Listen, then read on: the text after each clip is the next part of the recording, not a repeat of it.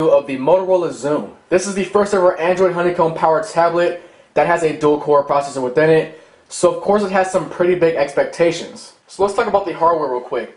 This bad boy has a 10.1 inch TFT LCD display at a resolution of 1280 by 800. It has a 2 megapixel front facing camera, and on the back we have the 5 megapixel rear facing camera with dual LED flash, 2 speaker grills, and the power button itself. And of course it's powered by NVIDIA's dual-core Tegra 2 processor and an 8-core ultra-low power GeForce mobile GPU. So this tablet is definitely packing some serious heat, is very powerful, and is very fast. And on the bottom we have the charging port, pings for a dock, mini HDMI out, and the micro USB port. Now the device itself cannot be charged using the micro USB port, it can only be charged using the charging port itself, so keep that in mind.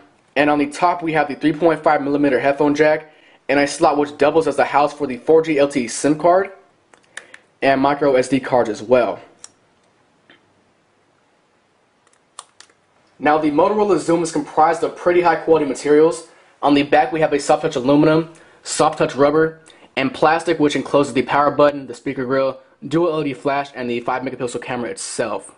And going back to the front, the display itself is comprised of Gorilla Glass, which is very hard and very durable. Now let's talk about performance. The device itself, like I said earlier, is powered by NVIDIA's dual-core Tegra 2 processor with an 8-core GeForce ultra-low power GPU. And the device itself is very powerful. YouTube videos play at full 1080p without a hitch, no lag or no stutters.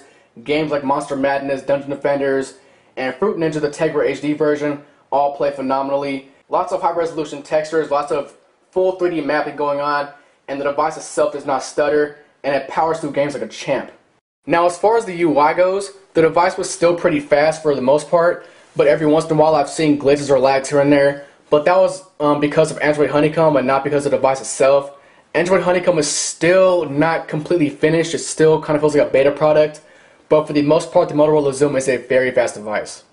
Web browsing on the Motorola Xoom is just flat out amazing.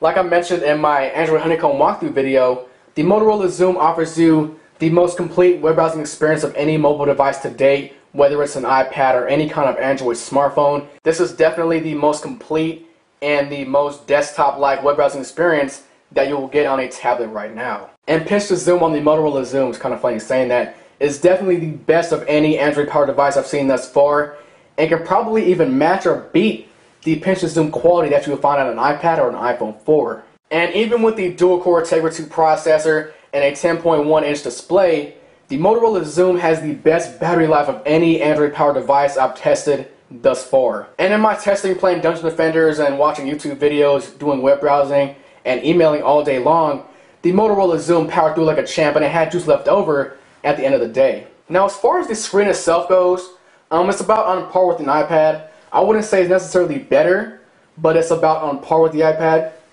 And one thing I do like is how the Motorola Xoom has a 16:10 aspect ratio, so you will get true HD quality when you're watching videos or playing games on your tablet. Whereas on the iPad, which has a 16:9 aspect ratio, you will get those black bars when you're watching a widescreen movie on your iPad. Now in direct sunlight, the Motorola Xoom's display is pretty disappointing. It gets almost completely washed out, and unless you're on a white background, it's pretty hard to read it. But overall, I was fairly pleased with the Motorola Xoom's display as far as color vibrancy goes and pixel density. And as long as I held the Motorola Xoom at a good range from my face, I didn't notice any pixels. And overall, the Motorola Xoom is a very good tablet and can compete very nicely against the iPad, thanks to its dual-core Tegra 2 processor, very powerful GPU, and overall superb build quality. The two biggest downsides to the Motorola Xoom are the price tag and the very limited amount of applications available in the Android market that have been optimized for tablets. About 16 have been optimized for the Motorola Xoom on tablets so far, which is very underwhelming when you compare that to the iPad, which has thousands upon thousands of quality applications that were designed especially for the iPad and that bigger display. But at a price tag of $800 and the lack of any Wi-Fi only models, which may be cheaper, I cannot recommend the Motorola Xoom for the general public out there, because $800 is simply much too high for a tablet, which is a luxury item, not a tool of productivity that we all need to use for school or work like a laptop. And in my opinion, I do not believe it's worth $800. So I would say either hold out on the Motorola Xoom till the price goes down, or wait for the Wi-Fi only model, which comes out at the end of March or early April.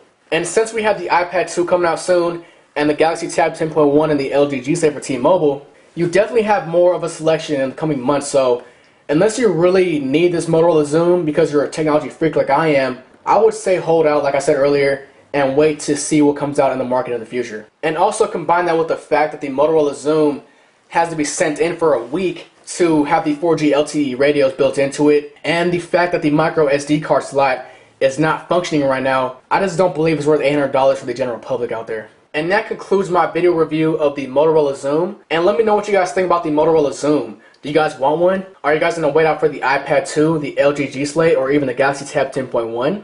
Leave a comment down below, and make sure to rate and subscribe as always.